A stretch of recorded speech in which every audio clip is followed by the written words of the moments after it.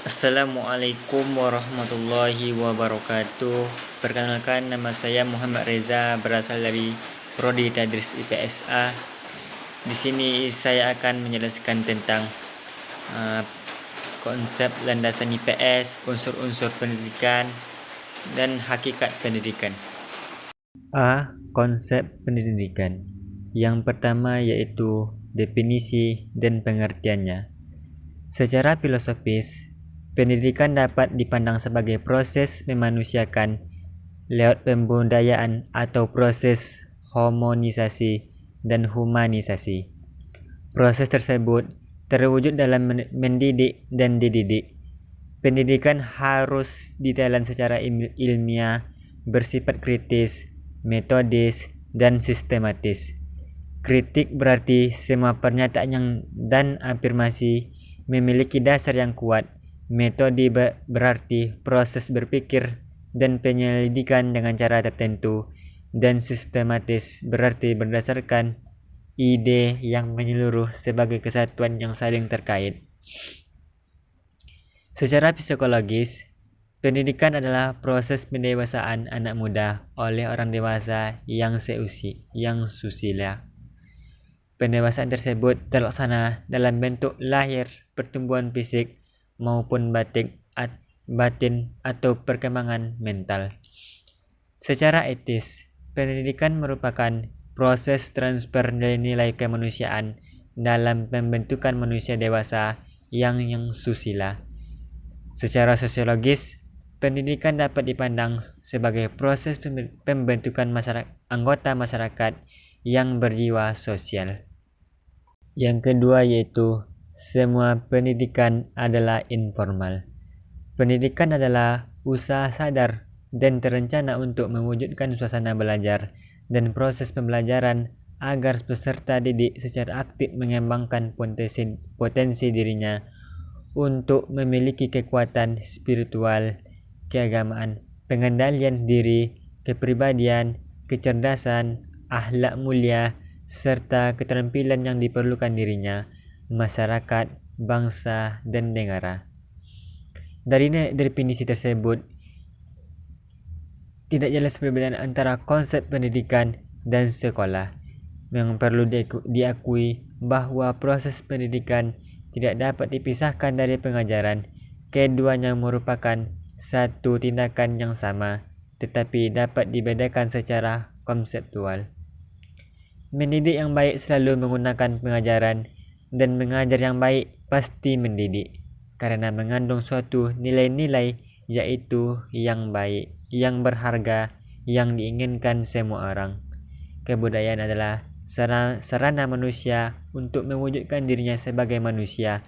Manusia muda masih perlu memanusiakan diri, karena kemanusiaan bukanlah barang jadi, tetapi suatu yang masih harus dibentuk oleh dirinya sendiri dengan bantuan orang dewasa dengan terus-menerus.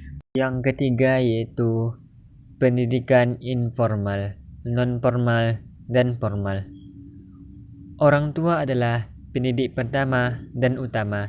Ia memperoleh otoritasnya langsung dari Allah melalui pernikahan mereka untuk membentuk keluarga sakinah, mawadah, dan warahmah. Jadi pendidikan merupakan hak asasi orang tua. Hak dan kewajiban mendidik ada di tangan orang tua, terjadi dalam keluarga utamanya dalam bentuk pembiasaan dan peneladanan. Inilah yang biasa disebut dengan pendidikan informal. Pendidikan di keluarga oleh orang tua hanya dapat terlaksana dengan baik ketika kebutuhan dan tuntunan perkembangan zaman masih sederhana. Ketika zaman makin berkembang dan modern, tuntunan kebutuhan hidup manusia secara wajar tidak mungkin terpenuhi dengan pendidikan orang tua sendiri. Sadar atau tidak sadar tentang ketidakmampuannya untuk memenuhi kebutuhan anak melalui pendidikan di keluarga, orang tua langsung atau tidak langsung meminta bantuan pada pihak-pihak di luar keluarga. Orang tua mendapatkan bantuan mendidik anak dari masyarakat oleh lembaga-lembaga masyarakat, lembaga-lembaga sosial, lembaga keagamaan, dan lain-lain. terjadilah apa yang sering disebut dengan pendidikan non-formal. Selain itu, orang tua juga dapat memperoleh bantuan mendidik anak dari lembaga pendidikan resmi, yaitu sekolah, maka timbullah konsep pendidikan formal. B. Unsur-unsur pendidikan. Yang pertama yaitu subjek yang dibimbing atau peserta didik. Peserta didik berstatus sebagai subjek didik.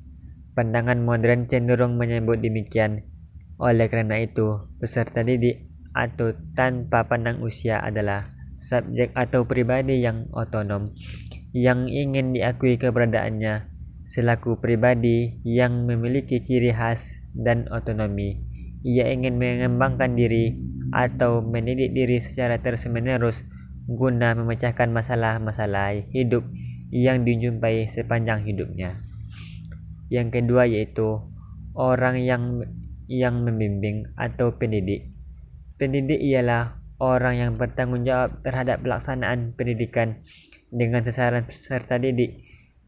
Peserta didik mengalami pendidikannya dalam 3 lingkungan, yaitu lingkungan keluarga, lingkungan sekolah, dan lingkungan masyarakat.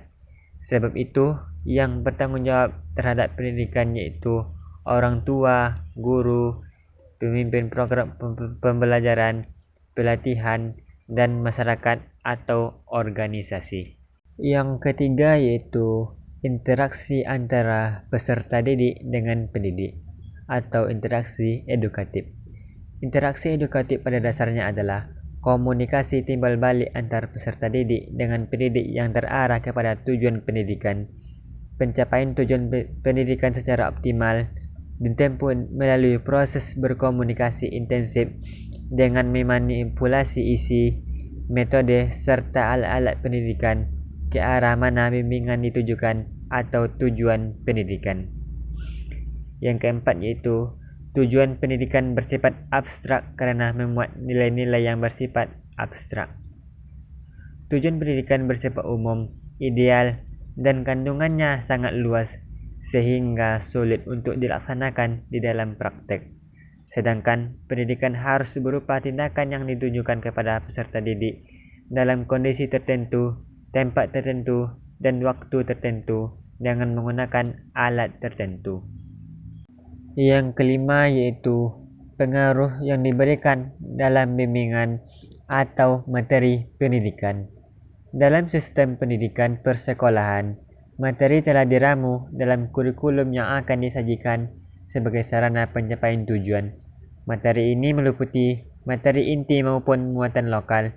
Materi ini bersifat nasional yang mengandung misi pengendalian dan persatuan bangsa. Sedangkan muatan lokal misinya mengembangkan kebinekaan kekayaan budaya sesuai dengan kondisi lingkungan.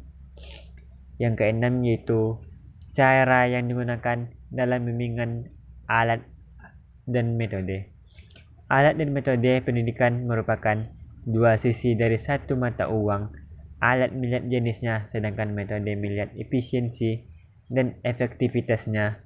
Alat dan metode diartikan sebagai segala sesuatu yang dilakukan atau diadakan dengan sengaja untuk mencapai tujuan pendidikan. Yang terakhir adalah tempat peristiwa bimbingan berlangsung atau lingkungan pendidikan. Lingkungan pendidikan biasa disebut tripusat pendidikan, yaitu keluarga, sekolah, dan masyarakat. C. Hakikat pendidikan. Hakikat pendidikan adalah pendidikan untuk manusia dan dapat diperoleh selama manusia lahir hingga dewasa.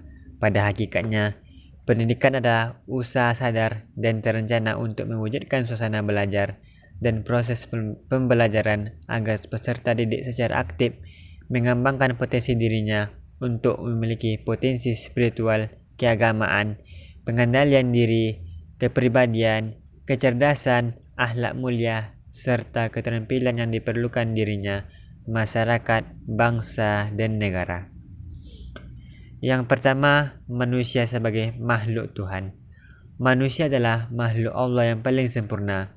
Manusia lahir dalam keadaan lemah, tidak berdaya apa-apa. Oleh kerana ketidakkeberdayaan ini, manusia membutuhkan bantuan. mulai dari kebutuhan fisik, biologis seperti makanan, minum, berjalan, berbicara, dan lain sebagainya sampai pada kebutuhan rohania seperti kesenangan, kepuasan, dan lain sebagainya. Dari ketidakberdayaan ini, manusia berusaha dengan menggunakan akal dan pikirannya. Manusia menggunakan lingkungan sebagai ajang belajar. Akhirnya dengan pendidikan manusia mempelajari lingkungannya. Dengan pendidikan manusia menjadi berdaya atau mampu. Manusia menggunakan akalnya seperti yang dikatakan oleh Kasir bahwa manusia itu menggunakan akalnya. Manusia adalah makhluk yang berakal. Untuk membedakan manusia dengan binatang terletak pada kemampuan akal manusia, yaitu dengan menciptakan simbol-simbol dan tanda-tanda bagi komunitasnya. Yang ketiga, manusia secara kodratif memiliki potensi yang dibawa sejak lahir. Sebagai manusia, ia juga memiliki kemampuan yang dibawa sejak lahir. Kemampuan atas potensi ini menurut ilmu jiwa disebut bakat atau talents. Bakat sejak lahir itu perlu pemupukan dari lingkungannya, terutama keluarga. Oleh karena sebagai manusia memiliki kekurangan, maka untuk mengembangkan bakat ini dibutuhkan juga pendidikan. Potensi yang dimaksud adalah kemampuan seperti diungkapkan dalam Undang-Undang 20 tahun 2003 tentang pendidikan. Dalam pasal 1 ayat 4 dijelaskan bahwa peserta didik adalah anggota masyarakat yang berusaha mengembangkan potensi diri melalui proses pembelajaran yang tersedia pada jalur, jenjang, dan jenis pendidikan tertentu. Peserta didik itu juga manusia, maka dapat dikatakan bahwa manusia itu dalam mengembangkan potensinya juga membutuhkan pendidikan, apalagi jika potensi itu dari lahir yang disebut bakat. Yang keempat, manusia merupakan suatu proses. Manusia itu sejak lahir sampai dewasa mengalami suatu proses. Proses yang panjang ini dilalui dengan pendidikan, dengan memperoleh nilai yang diperoleh dari masyarakatnya, masyarakat keluarga, masyarakat sekolah, masyarakat tempat bekerja, dan masyarakat tempat manusia itu bergaul. Secara holistik, nilai ini diraih dalam rangka memanusiakan dirinya. Pernyataan bahwa pendidikan itu dialami manusia sejak lahir hingga dewasa, hal tersebut mengisyaratkan bahwa pendidikan itu dimulai sejak kecil hingga dewasa. Maka jika dari kecil sudah diberi pendidikan seperti tersebut di atas dan selama hidup lingkungannya juga membentuk manusia lahir dan batinnya, maka ketika dewasa pun akan membentuk karakter. Oleh karena itu dapat disebut bahwa manusia adalah suatu proses. Yang terakhir adalah manusia sebagai makhluk individu. Manusia hidup sebagai dirinya sendiri dalam mengarungi hidupnya bagaikan orang buta yang berjalan di tengah hutan pada malam hari musim hujan. Ia tidak tahu dirinya, bahkan tidak kenal dengan dirinya sendiri. Oleh karena itu, manusia melakukan upaya menemukan jati dirinya. Upaya-upaya ini dilakukan dengan belajar dari lingkungannya, yaitu dengan pendidikan yang dilakukannya dalam jangka waktu yang tidak ada batasnya, yaitu sepanjang hayat di kandung badan, sepanjang hidupnya. Jati diri manusia adalah kematangan atau kedewasaan. Yang dimaksud adalah matang secara ragawi, matang secara rohani, matang intelektual. Di samping itu juga matang dalam berhubungan baik secara horizontal atau hubungan antara manusia dengan manusia lain dan alam lingkungan, maupun hubungan vertikal atau hubungan manusia dengan Tuhannya. Penemuan jati diri yang benar inilah yang akan menobatkan manusia sebagai manusia.